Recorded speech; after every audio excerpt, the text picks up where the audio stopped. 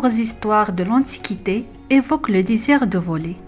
Comme la légende grecque d'Icare et de Dédale, et le Vimana dans les anciennes épopées indiennes. Parmi les premières tentatives enregistrées avec des planeurs figure celle de Abbas ibn Firnas, poète andalou et arabophone du IXe siècle, et d'Ilmer de Malmesbury, moins anglais du XIe siècle. Leonardo da Vinci a fait des recherches sur la conception des ailes des oiseaux et il a conçu un avion à propulsion humaine. Depuis lors, de nombreux pionniers de l'aviation ont contribué au développement d'avions pratiques. Les avions modernes sont des machines volantes à ailes fixes avec des systèmes distincts pour la portance, la propulsion et le contrôle. Plus lourd que l'air, premier vol pionnier en Europe.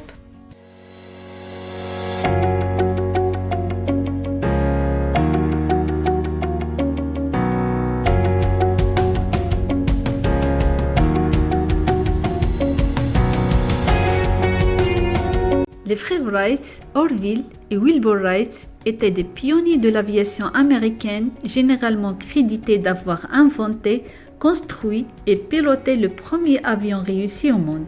L'invention révolutionnaire des frères a été la création d'un système de contrôle à 3 axes qui a permis aux pilotes de diriger efficacement l'avion et de maintenir son équilibre. Le premier vol d'Orville Wright, le 36 mètres en 2 secondes, a marqué le premier vol contrôlé et motorisé d'un avion plus lourd que l'air à Kitty Hawk, en Caroline du Nord, le 17 décembre 1903. Lors de leur premier vol, les frères Wright ont utilisé des rails de guidage et une catapulte pour le faire décoller. En 1906, le Brésilien Alberto Santos Dumont a effectué ce qui a été prétendu être le premier vol d'avion, décollant sans l'aide d'un système de lancement externe. Il établit le premier record du monde reconnu par l'Aéroclub de France et par la Fédération aéronautique internationale en volant 220 mètres en moins de 22 secondes. Alberto Santos Dumont était un aéronaute, sportif et inventeur brésilien. Bien qu'il n'ait jamais obtenu de diplôme, il a suivi quelques cours d'ingénieur. Il a développé un talent pratique et mécanique admirable, ainsi qu'un génie inventif. Très jeune, il s'est distingué comme alpiniste et sportif automobile. À l'âge de 24 ans, Santos Dumont est parti pour la France, où il a passé la majeure partie de sa vie d'adulte. C'est là qu'il est devenu aéronaute professionnel. De 1898 à 1903, il a construit jusqu'à 13 dirigeables, plus léger que l'air, propulsé par des moteurs à combustion interne. Il a survolé la Tour Eiffel à plusieurs reprises avec ses dirigeables, dans le cadre de compétitions de dirigeables. En 1904, plusieurs prix d'aviation sont créés en France pour stimuler le développement d'avions plus lourds que l'air. Le décollage, le contrôle et l'atterrissage étaient les grandes préoccupations. La Fédération aéronautique internationale, créée en 1905, est chargée d'enregistrer les manifestations officielles. Après avoir développé plusieurs prototypes, Santos Dumont a présenté l'avion 14B, un biplan avec 2 surfaces octogonales insérées comme ailerons pour améliorer le contrôle et le gouvernail à l'avant, comme la configuration des frères Wright.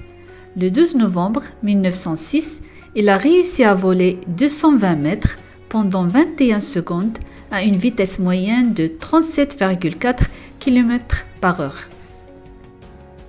Santos Dumont a continué à développer des avions comme la Demoiselle.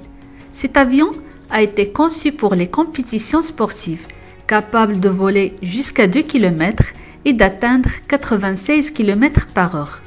Plus tard, il a été utilisé pour l'entraînement des pilotes pendant la Première Guerre mondiale.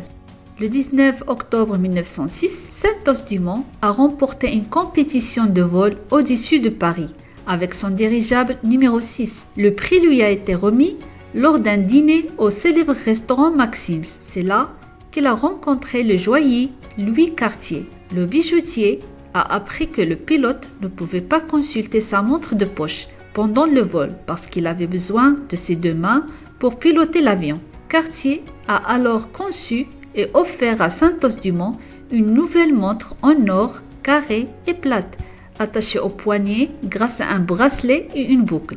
Il venait de créer la première montre-bracelet pour l'homme. Santos-Dumont l'utilisait comme chronomètre lors de ses vols suivants. Cette montre, appelée Cartier Santos, est toujours fabriquée aujourd'hui.